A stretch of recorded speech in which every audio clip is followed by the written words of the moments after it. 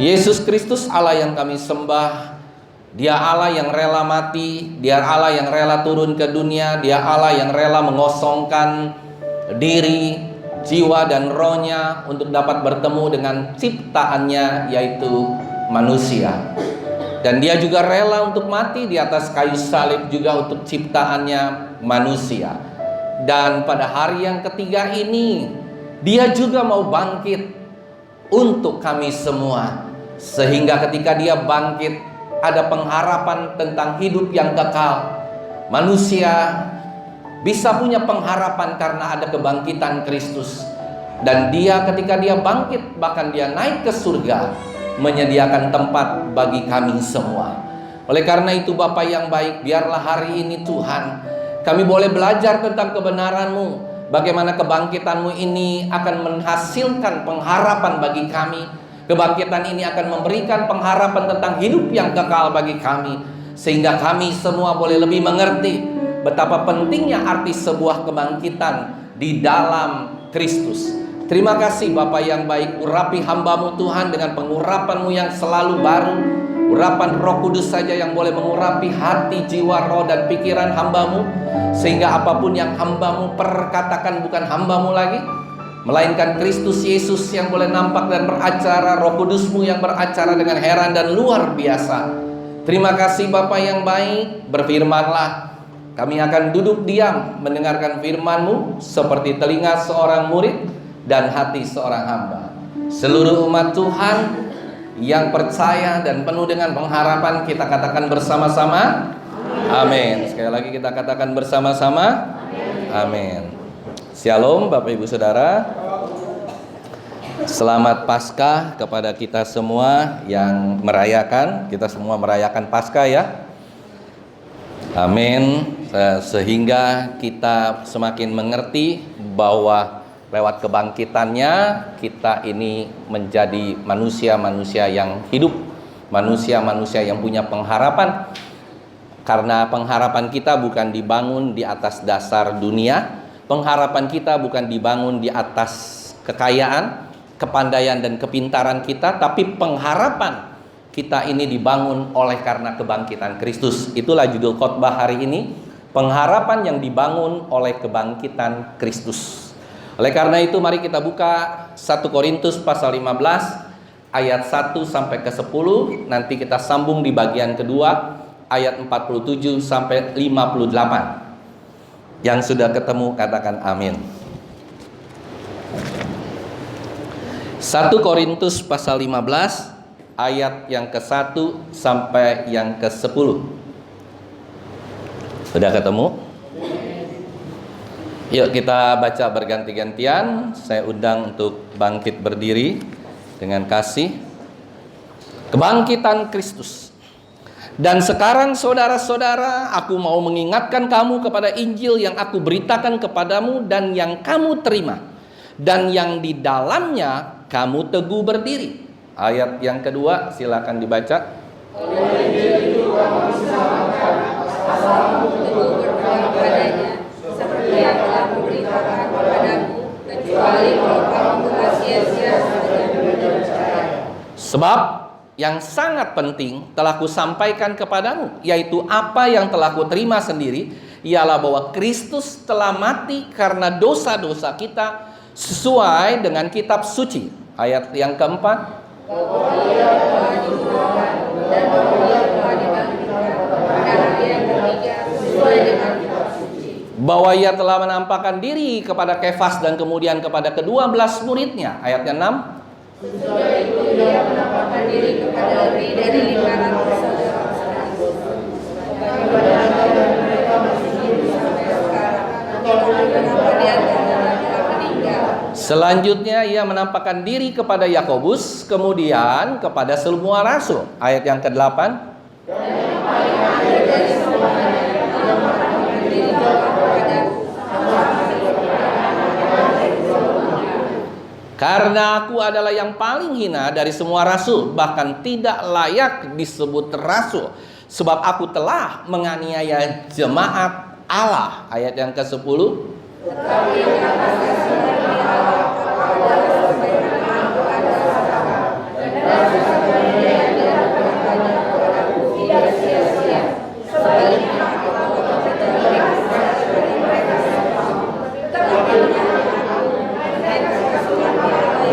Amin. Saya sambung ya dengan ayat 47 sampai 58.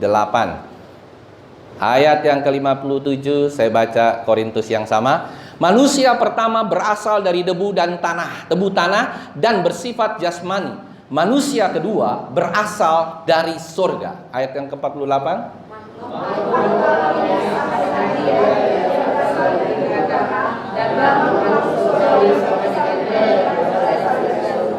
Sama seperti kita telah memakai rupa dari yang alamiah, demikian pula kita akan memakai rupa dari yang sorgawi. Ayat 50.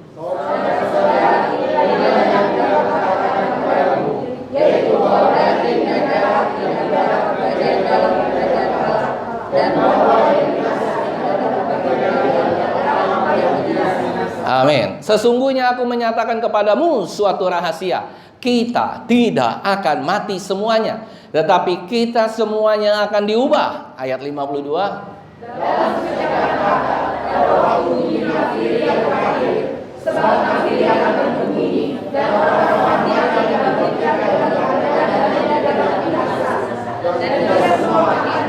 Ayat 53. Karena yang dapat binasa ini harus mengenakan yang tidak dapat binasa, dan yang dapat mati ini harus mengenakan yang tidak dapat mati. Ayat 54.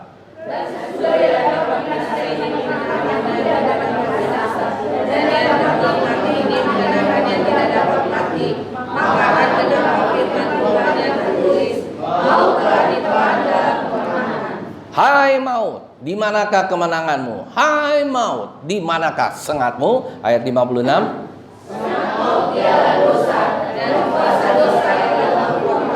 Tetapi syukur kepada Allah yang telah memberikan kepada kita kemenangan oleh Yesus Kristus Tuhan kita. Ayat 55 kita baca bersama-sama. 1, 2, 3. Karena itu saudara-saudaraku yang kekasih, berdirilah teguh, jangan goyah, dan giatlah selalu dalam pekerjaan Tuhan. Sebab kamu tahu bahwa dalam persekutuan dengan Tuhan, jerih payahmu tidak sia-sia. Tuhan memberkati, silakan duduk.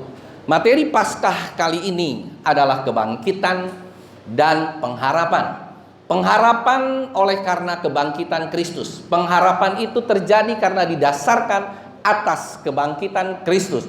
Pengharapan kita bukan didasarkan atas harta benda kita. Pengharapan kita bukan didasarkan atas kehebatan kita, bukan atas pendidikan kita, bukan atas kemampuan kita, bukan atas segala sesuatu yang kita miliki dalam dunia ini, tapi pengharapan kita dasarkan atas kebangkitan Kristus Tuhan kita. Apa artinya pengharapan yang dibangun oleh kebangkitan Kristus bagi saudara dan saya? Dan mengapa ini sangat penting? Saya ambil contoh begini. Kalau suatu saat ada seorang jemaat, baik di tempat ini maupun di tempat lain, yang diberikan pekerjaan oleh seorang bos, suruh nyikat WC selama 10 tahun. Yang satu si Amin, di sini nggak ada Amin ya. Yang kedua namanya si Andi. Si Amin disuruh nyikat toilet atau WC, itu nanti dikasih harapan, selain digaji, dikasih harapan 10 tahun kemudian akan diberikan 10 juta rupiah bonus. Tapi yang satu lagi si Andi, dia akan diberikan setelah 10 tahun kurang lebih 10 miliar. Kalau menurut Bapak Ibu Saudara, berbeda nggak? Kerjanya sama nggak? Ngapain? Nyikat WC. Kira-kira saudara pilih yang mana? Menjadi si Amin atau si Andi? Hah? Andi ya. Kenapa pilih si Andi? Kenapa nggak pilih si Amin? Bonusnya besar. Saudara, manusia hidup itu harus punya pengharapan. Yang percaya katakan amin. Manusia tidak akan bisa hidup kalau dia tidak punya pengharapan. Siapapun yang tidak ada pengharapan akan cepat mati. Siapapun yang tidak punya pengharapan akan cepat menyerah, frustasi, stres, stroke, akhirnya meninggal. Saudara, pengharapan ini begitu penting dalam kehidupan manusia. Manusia selalu ingin ada pengharapan. Manusia selalu ingin ada masa depan. Dan kita senantiasa selalu melihat masa depan itu. Dan kita selalu dipengaruhi oleh masa depan itu. Coba kalau Bapak Ibu Saudara tidak punya pekerjaan. Coba kalau Bapak Ibu Saudara tidak punya usaha. Coba kalau Bapak Ibu Saudara tidak punya kegiatan. Apakah masih ada harapan dalam hidupmu? Oh besok, oh lusa, oh tahun depan. Tanpa pengharapan seperti itu Bapak Ibu Saudara, kita tidak akan pernah bisa survive. Kita tidak akan pernah bisa bertahan dalam kehidupan kita. Yang percaya katakan amin. Seorang vikaris Heru pernah memberikan contoh yang sangat bagus. Seorang anak yang pernah dikasih sebuah roti atau satu roti. Terus nggak lama kemudian anak yang lain minta, seperti anak sekolah minggu tadi, minta dong rotinya, minta dong rotinya. Terus anak itu dikasih oleh anaknya si vikaris Heru. Kenapa anak itu bisa mengasih roti kepada si anaknya yang lain? Coba Bapak Ibu Saudara pikirkan, kenapa? Karena dia tahu kalau rotinya dikasih, dia akan dikasih roti lagi sama bapaknya. Ada pengharapan. Saudara perhatikan baik-baik ya. Terus hari ini benar-benar serius perhatikan baik-baik. Karena apa? Karena anak ini juga punya pengharapan. Orang Kristen yang hidup di abad pertama penuh dengan pengharapan. Berbeda dengan kita hari-hari ini. Orang-orang itu dianiaya. Mengikut Kristus bukannya mengikut yang enak. Mengikut Kristus bukannya mengikut langsung jadi kaya raya.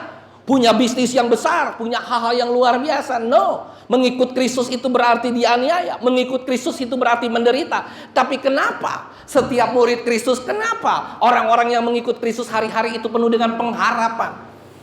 Karena mereka berpengharapan suatu saat kelak Kristus akan mati di atas kayu salib. Dan ketika itu Kristus akan bangkit dari antara orang mati. Ya apa ya Bapak Ibu Saudara? Oleh karena itu tidak heran kalau pada abad pertama kehidupan kekristenan itu tidak pernah ada terorisme. Kenapa terorisme hari-hari ini ada? Kenapa? Karena saya mau katakan sejujur-jujurnya di mimbar hari ini. Kenapa hari ini ada terorisme yang dulu tidak pernah ada terorisme? Kenapa? Jawabannya simple. Dulu tidak ada terorisme karena Allah yang disembah, Allah yang mati di atas kayu salib. Ada haleluya. Artinya apa? Allah yang mati di atas kayu salib, Allah yang tidak pernah melawan, Allah yang tidak pernah balas dendam, Allah yang tidak pernah menghakimi, Allah yang tidak pernah menghukum. Allah yang selalu mengalah, Allah yang selalu rendah hati, Allah yang selalu rela dianiaya. Oleh karena itu tidak pernah ada terorisme. Tetapi sekarang Allah yang disembah, Allah yang disembah harus menghajar orang yang seakan-akan tidak seagama. Harus menghajar orang yang seakan-akan kafir. Apa artinya? Telah terjadi shifting paradigma dari sesuatu Allah yang disembah, Allah yang mengalah, Allah yang rela mati bagi mereka, berubah menjadi Allah yang ganas, berubah menjadi Allah pembunuh, berubah menjadi Allah yang selalu balas dendam. Ketika disakiti, saya hajar. Ketika diiniin, saya hajar. Ketika diiniin, saya bunuh. Ketika Allahnya dihina, harus dibela. Ya apa ya? Terjadi shifting paradigma yang luar biasa dari kekristenan abad yang pertama sampai dengan sekarang. Dan shifting paradigma itu membuat kita hidupnya kacau, kocar kacir dan kacau balau. Oleh karena itu terorisme tumbuh subur bukan hanya di bumi Indonesia, tumbuh subur di negara-negara timur, tumbuh subur di beberapa negara. Itu karena satu hal, Allah yang mereka sembah, Allah yang mereka anggap sebagai Allah yang super power, itu adalah Allah yang suka balas dendam. Katakan kiri kananmu, hati-hati dengan Allah yang suka balas dendam. Ada haleluya? Hati-hati. Terjadi shifting paradigma yang luar biasa. Dulu tidak ada terorisme. Hari ini bukan karena politik, bukan karena kejahatan yang makin jahat, bukan. Tapi mereka punya konsep yang berbeda. Menyembah Allah harus hebat, menyembah Allah harus ada mujizat, menyembah Allah orang yang kafir harus mati. Ya apa ya? Saudara perhatikan. Itulah hari-hari ini yang terjadi di bumi dan di dunia ini. Saudara yang terkasih, ketika kita mengerti tentang hal ini, maka faktor ini adalah faktor yang sangat penting, bahwa orang-orang pilihan Allah, kita sebagai umat pilihan Allah, kita bukan menyembah Allah yang pendendam. Yang percaya katakan melainkan Allah yang mati di kayu salib, Allah yang mau mati bagi musuh-musuhnya, Allah mau mati bagi mereka yang menganiaya Allah, Allah yang mau mati bagi orang yang tidak dikenal sekalipun. Bangga nggak punya Allah yang seperti itu? Berbeda dengan Allah yang mereka sembah, berbeda dengan Allah yang mereka gandrungi, dengan mereka punya Allah yang begitu luar biasa disembah. Bukan Allahnya yang salah, saya mau katakan sekali lagi, bukan Allahnya yang salah, tetapi sang penyembah berubah shifting paradigma, berubah pemikiran mereka dari abad kekristenan yang lampau, yang pertama, dengan abad kekristenan yang sekarang. Kalau saudara mengerti tentang hal ini, maka faktor yang tidak kalah penting, pengharapan yang dibangun oleh Allah yang seperti seperti akhir ini, berbeda dengan pengharapan dengan Allah yang dibangun di atas pengharapan salib Kristus. Sangat berbeda. Pengharapan yang dibangun atas salib Kristus adalah pengharapan yang akan dihakimi pada hari-hari yang terakhir. Yang percaya katakan sedangkan pengharapan yang dibangun di atas Allah yang super power, Allah yang pendendam, maka pengharapan itu adalah pengharapan penghakiman pada hari-hari ini juga. Oleh karena itu tidak heran kalau ada seorang gubernur yang dihukum karena tidak salah. Tidak heran ada banyak orang Kristen yang mati dipenggal. Tidak heran ada banyak pendeta yang ditembak karena mereka menyangka inilah yang terbaik, inilah Allah yang mereka sembah. Mereka harus melakukan ini karena Allah yang mereka sembah tidak boleh dikotori, tidak boleh diapa-apain, tidak boleh dihina, tidak boleh dianiaya, tidak boleh ditusuk. Apalagi saudara coret-coret Allahnya, marahnya minta ampun. Tapi kita, sekalipun Allah kita ditusuk, dicambuk, dicerca, saudara ingat Kristus pernah diludahi? Itulah arti kekristenan yang sesungguhnya. Kekristenan yang sesungguhnya adalah ketika Kristus mati di atas kayu salib. Dia tidak menghakimi umatnya. Bahkan dia katakan apa?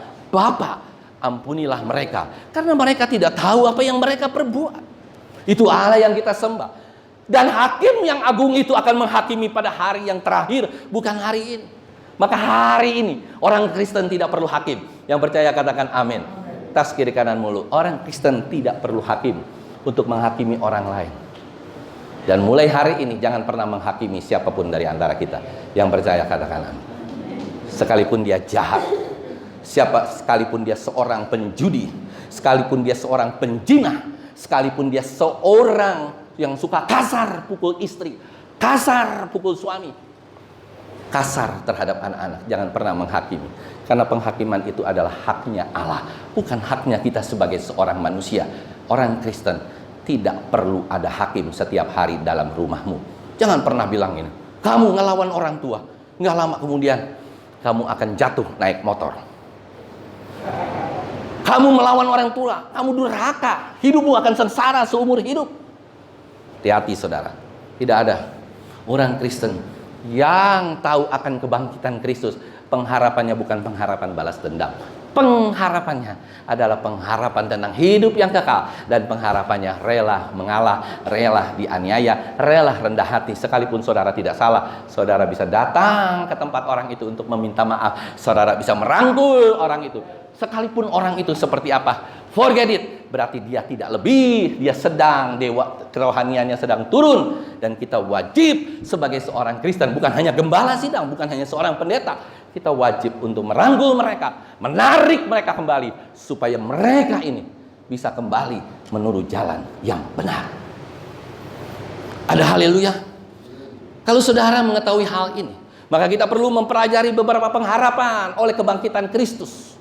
Pengharapan ini, Rasul Paulus menulis ini di dalam dua struktur yang paling utama. 1 Korintus pasal 15 ayat berapa tadi yang kita baca? 1 sampai 10. Struktur yang kedua, 1 Korintus 15 ayat 47 sampai 58. Ada haleluya.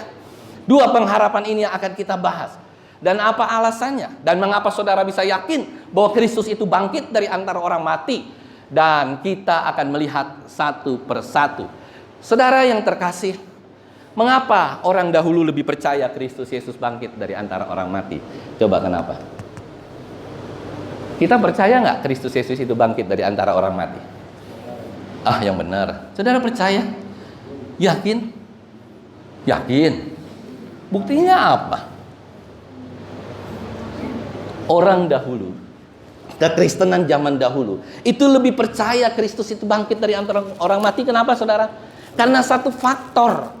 Orang dahulu itu belum tahu tentang matematika, belum tahu tentang fisika, belum tahu tentang saintis, belum tahu tentang segala-gala. Mereka masih mengetahui tentang situasi abad pertama, yaitu mereka masih percaya tentang dewa-dewi. Mereka masih percaya tentang batu itu bisa menjadi sesuatu. Ya apa ya? Animisme dan yang lain. Mereka gampang percaya Kristus itu bangkit dari antara orang tapi persoalan yang menarik. Saya kemarin berpikir, kenapa kalau mereka gampang percaya bahwa Kristus itu bangkit dari antara orang mati, tapi mengapa mereka tidak percaya bahwa Kristus itu bangkit pada hari itu? Ternyata rupa-rupanya saya geser, saya belajar tentang tata cara, tentang kebiasaan, tentang orang-orang Yahudi saat itu. Ternyata pas. Begini ceritanya saudara. Mereka itu diajar dari zaman pertama kali Nabi Musa sampai dengan Yesus Kristus datang. Mereka itu diajar satu hal, bahwa kebangkitan orang mati itu terjadi di belakang, bukan saat itu.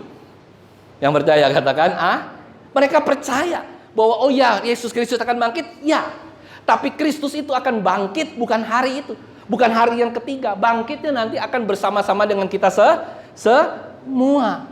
Itulah kepercayaan orang Yahudi hari itu, yang akhirnya membuat Kristus juga tidak dipercaya. Dia sudah bangkit dari antara orang mati. Bahkan ada yang bilang mayatnya dicuri, mayatnya begini. Bahkan ada orang yang dipengaruhi oleh orang-orang pemerintahan. Dia bilang ini berita yang hoax, berita yang tidak benar, karena mereka tidak melihat bukti. Tapi Tuhan kembali membuktikan pada ayat-ayat yang berikutnya. Ya lihat apa saudara? Lihat ya kan? Bahwa ia telah dikuburkan, ia telah dibangkitkan hari yang ketiga sesuai dengan kitab suci. Coba saudara baca ayat kelima, Bapak Ibu saudara saja, jangan saya. 5, 6, dan 7. Ya, mulai 1, 2, 3. Bahwa ia melakukan diri kepada Kefas dan kemudian kepada 12 muridnya. Sesudah itu dia melakukan diri kepada lebih dari 500 saudara. Kebanyakan dari mereka masih hidup sampai sekarang, tetapi beberapa dari mereka telah meninggal. Selanjutnya dia melakukan diri kepada Yakobus, kemudian kepada semua rasul. Ayo baca.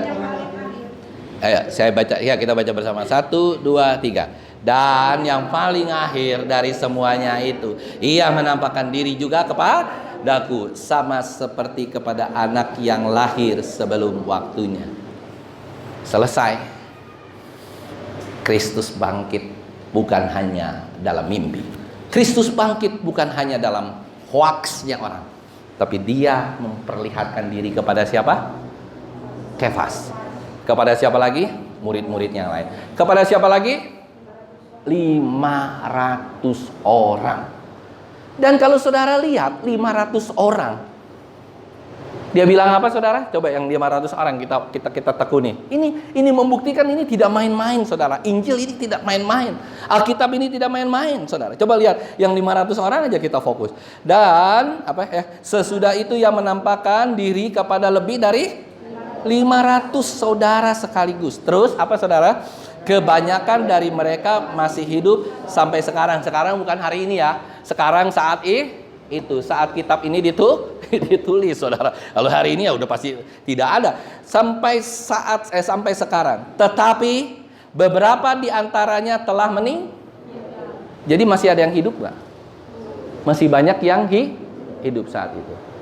Orang akan bisa menipu orang kalau atau saksinya tidak ada, saksinya sudah mati, orang bisa berkata-kata dusta. Tapi kalau masih hidup, apakah dia berani berdusta? Tidak. Oleh karena itu ini adalah satu catatan kecil yang sangat penting. Yang sangat penting untuk kita ketahui bersama. Oh benar, berarti orang-orang yang masih hidup di antara orang yang meninggal membuktikan bahwa Yesus bangkit dari antara orang mati. Ada haleluya. Itu sejarah, itu fakta, itu historis yang sebenarnya pernah terjadi. Dan seorang saksi yang mati, boleh nggak saksi yang mati, Pak Bu, ditampilkan di dalam pengadilan? Misalnya Pak Yono gitu ya, mati. Bisa nggak Pak Yono ditampilkan di pengadilan? Saksi harus saksi hidup atau saksi mati? Saksi hidup. Dan ini saksinya hidup. Tidak ada tipuan dalam Injil, tidak ada kebohongan dalam Injil. Jadi bagaimana orang-orang pertama, orang-orang abad pertama Yesus itu, orang-orang abad pertama ketika Yesus Kristus itu hidup, bisa percaya tentang kebangkitan Kristus hanya karena ini, karena dia dibuktikan, saudara, dengan mata kepala. Kita hari-hari ini percaya itu bukan karena bukti, percaya bukan karena fakta. Memang ada faktanya di Alkitab, tapi kita tidak bisa melihat. Kita percaya itu merupakan anugerah besar Tuhan, anugerah besar kalau hati kita percaya Kristus itu bangkit dari antara orang mati. Yang percaya katakan amin. Saya mau tanya sedikit. Adakah keraguan dari Bapak Ibu Saudara? 1, 2, 3% dalam hati Bapak Ibu Saudara. Benar nggak sih Yesus ini bangkit? Ada nggak keraguan begitu? Nggak ada. 100% ya? Dahsyat. Berarti Allah yang kita sembah, dia mengaruniakan Roh Kudusnya kepada kita semua supaya kita percaya 100%. Kita percaya walaupun tidak melihat. Dahsyat.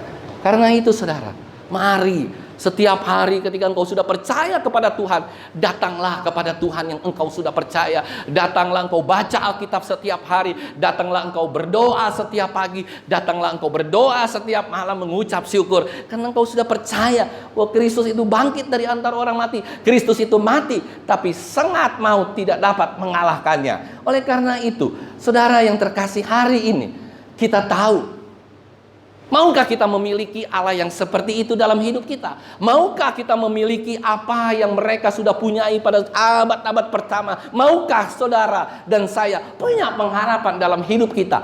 Pengharapan akan hidup yang kekal. Bukan pengharapan harta. Bukan pengharapan esok engkau akan kaya. Sampai berapa lama engkau akan kaya. Selesai. Tiba saatnya engkau akan masuk ke dalam peti mati. Tiba saatnya engkau akan mati dan tidak akan bertemu lagi. Saudara yang terkasih, bagaimana saudara bisa tetap punya pengharapan? Kalau dulu kita punya persoalan, ada singa, ada aniaya. Sekarang persoalan kita apa, Pak, Bu? Ada singa nggak hari ini? Kecuali singa di rumahmu masing-masing. Ada, haleluya. Jangan sinis dong ibu-ibu ngelihat saya. Masa saya bilang singa aja langsung pandangan matanya begini. Kurang asem si Pak Pendeta ini. Saya dibilang singa, haleluya. Gak tahu saya bukan singa, tapi saya singa campur gajah, haleluya. Saudara, ya kita hari ini tidak mengalami singa dan aniaya. Tetapi ketika kita mengalami dokter memvonis kita, berkali-kali saya katakan, siapapun dari antara kita ketika dokter memvonis engkau kena kanker. Bukan hanya sakit kanker ya, sakit itu bermacam-macam. Ada sakit apa tuh?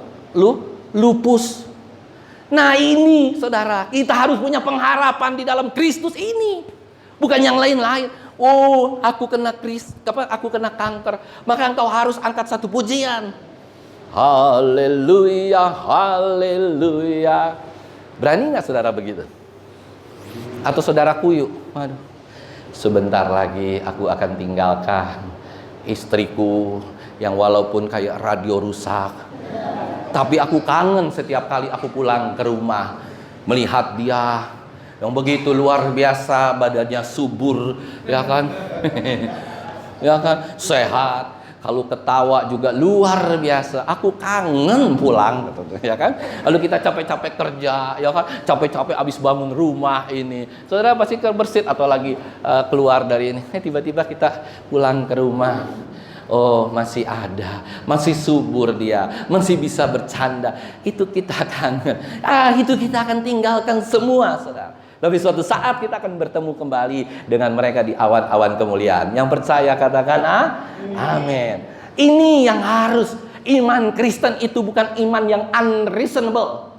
Bukan iman Kristen yang tidak mempunyai alasan, yang tidak mempunyai sesuatu alasan. Iman Kristen itu adalah iman yang logika.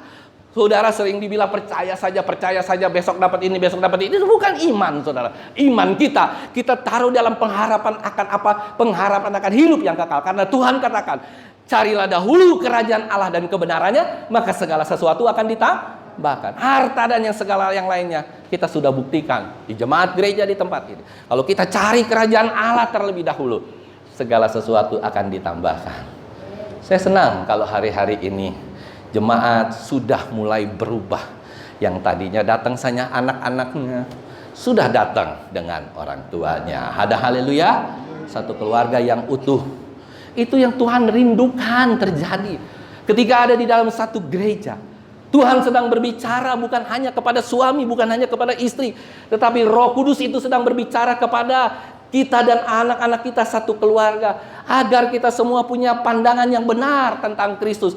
Kalau satu gereja di sini, satu gereja di sana, satu gereja di sana lagi, khotbahnya berbeda-beda, walaupun kita tetap bilang, oh Kristusnya kan satu, iya. Tapi pengajaran yang berbeda-beda akan membuat mereka tidak fokus, dan pengembalaan yang benar dan domba yang benar adalah ketika mereka ada beribadah bersama-sama, sehingga domba itu boleh mendapatkan dan mengenal suara gembala. Bukan saya, tetapi gembala yang agung, yaitu Tuhan kita, Yesus Kristus. Ada haleluya? Coba Bapak Ibu Saudara pikirkan. Ajak istri, ajak anakmu, ajak suamimu, agar mereka juga boleh bersama-sama menikmati kebaikan Tuhan dalam hidup yang hari-hari ini. Dan kita yakin dan percaya, ketika kita suatu saat diperhadapkan pada satu kondisi, kita tidak lagi merengek sama Tuhan minta kesembuhan. Ada amin. Dulu waktu saya bergumul, orang tua saya sedang kritis di ICU sampai 40 hari. Saya berdoa di atas sendiri dari jam 12, kadang-kadang jam setengah 12 sampai jam 3, jam 4 pagi. Walaupun banyak makhluk-makhluk harus berkeliaran di sini, gedebak-gedebuk, pintu ketutup, jebrot, ya kan? Tapi kita tetap berdoa, tenang saja. Saya rindu untuk bisa terjadi perubahan. Tapi kembali bukan kehendak saya yang jadi, kehendak Tuhan yang jadi. Apakah ketika ibu saya disembuhkan, itu akan merupakan hal yang mujizat terbesar? Belum tentu. Tapi ketika dia mati, ketika saya semakin sadar tentang keberadaan sebagai seorang hamba Tuhan, yang tidak semua permintaannya harus diterima, tidak semua permintaannya harus dipenuhi, tidak semua permintaannya harus dikabulkan. Itulah kesadaran penuh bahwa kita punya pengharapan bukan atas dasar pengharapan manusia, bukan atas dasar pengharapan kesembuhan, bukan atas dasar pengharapan tentang karir kita, usaha kita. Kita boleh berdoa, iya. Kita boleh mengharapkan, iya. Tapi pengharapan kita yang sesungguhnya kita bungkus di dalam satu hal, yaitu pengharapan tentang hidup yang kekal dan keselamatan. Yang percaya katakan amin. Iman Kristen itu tidak pernah tanpa alasan. Jadi jangan pernah berpikir Bapak Ibu Saudara bahwa Kristus itu bangkit tidak ada alasan. Dan yang sekarang itu bagian yang pertama. Bagian yang kedua, kita akan belajar tentang bagian kedua. Kita akan soroti ayat yang ke-54 dan 58 saja. Bapak Ibu Saudara, kita lihat yuk 54-58, kita nggak baca semua. Saya baca ayat 54, Bapak Ibu Saudara baca 55, 55, 56, 57, 58. Ayat 54.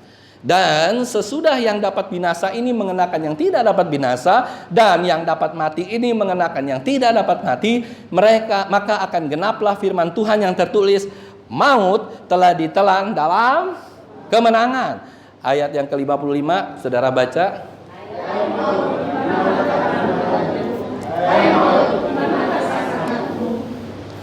Sengat maut ialah dosa, dan kuasa dosa ialah hukum Taurat. Ayat 57.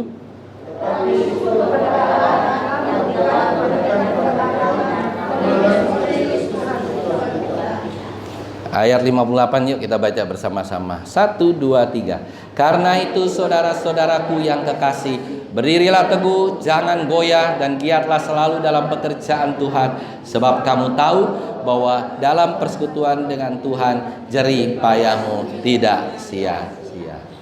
Saya mau tanya sama kita semua. Seorang filsuf Yunani yang bernama Epikurus, ya, bukan berarti orang yang namanya Evi selalu kurus, tapi ini memang Epikurus. Epikurus ini seorang filsuf Yunani, ya, yang mengatakan sebenarnya kenapa manusia itu takut mati. Coba Bapak Ibu Saudara hari ini renungkan, kenapa sih kita takut mati? Pertama, nggak ketemu lagi sama istri kita yang bohai, sama suami kita yang ganteng, ya, seperti yang di depan. Bukan di depan ini, di depan itu banyak saudara, ya, bukan hanya saya. Kenapa kita takut mati? Kenapa ya kita takut mati? Anak muda takut mati, orang tua, ya kan, kalau kita anak muda bilang, oh saya kan masih muda Pak, saya nggak mau mati buru-buru. Oke, tapi kenapa Ibu Sheni takut mati nggak? Nggak. Awas loh, pulang dari tempat ini, ya kan? Kenapa orang tua juga masih takut mati? Coba kenapa? Belum menikmati hidup. Bukan. Kita takut mati karena satu hal. Kita takut mati karena ketika kita mati ada kehidupan selanjutnya. Dan kehidupan selanjutnya itu akan menentukan kita masuk neraka atau kita masuk surga. Itu yang kita takut. Karena akan terpampang dalam kehidupan kita, terpampang dalam mata kita setiap hari. Kita berbuat jahat terus sehingga kita takut mati. Kalau kita mati, maka kita masuk neraka. Coba kalau kita mati dan tidak ada penghukuman, tidak ada ke surga, tidak ada yang ke neraka, saudara kira-kira takut mati nggak? Tidak. Kita tidak akan pernah takut mati. Kalau mati itu kita tidak akan ada berikutnya lagi cerita. Jadi istilahnya ceritanya selesai, ending story. Tapi kita takut mati. Karena apa saudara? Karena di dalam kematian ada kehidupan yang selanjutnya. Sehingga kita jadi ngeri. Apakah kita ini lulus atau tidak untuk masuk dalam kerajaan surga. Sebelum kita mati, before you die, ya, saya mau katakan berkali-kali, before you die, your whole life flashes before your eyes. Jadi akan terpampang di matamu segala kegiatan kejahatanmu, kemunafikanmu, apapun yang engkau lakukan mungkin akan terpampang itu secara flashback. Nah, oleh karena itu Rasul Paulus mengatakan bahwa kematian yang mereka percaya, Yesus itu sudah mati, dan apa dampaknya bagi kita? Apakah kita benar-benar sungguh-sungguh hidup penuh dengan pengharapan?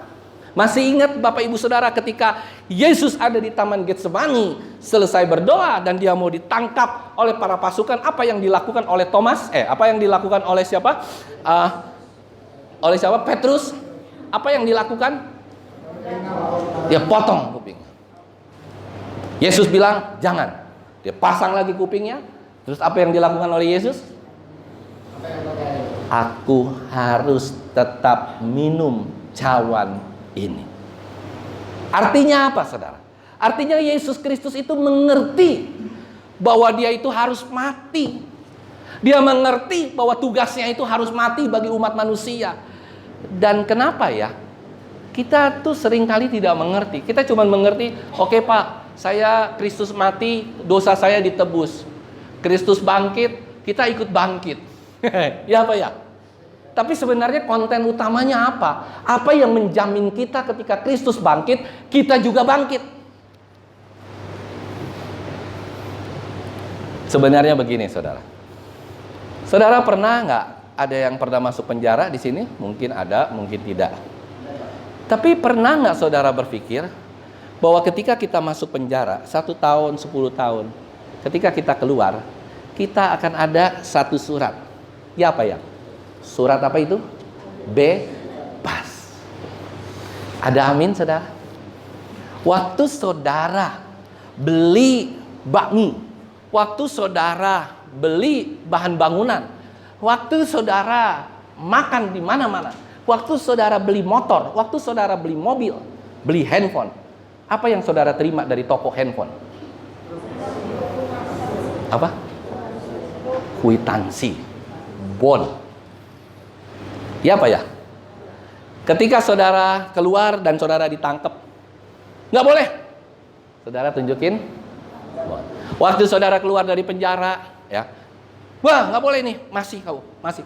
Sorry pak, ini ada pak, mohon maaf pak, bapak lihat, sudah saya jalani hukuman ini. Ya pak ya, saudara bebas nggak? Bebas. Dari mall saudara bebas. Kalau orang turun dari airport harus ada, kalau kita masukin ke bagasi harus ada surat keluar bah. Apa sih beda? Apa sih korelasinya dengan Kristus mati dan bangkit? Waktu Kristus bangkit, itu adalah bon kita. Itu adalah kwitansi kita. Itu kalau saudara mau mengerti benar-benar dalam tentang kekristenan, itu bon kita, itu kwitansi kita. Jadi waktu kita mati, sorry, ya malaikat, Kristus sudah bangkit dari antara orang mati. Saya sudah ditebus, saya sudah bangkit bersama dengan Kristus.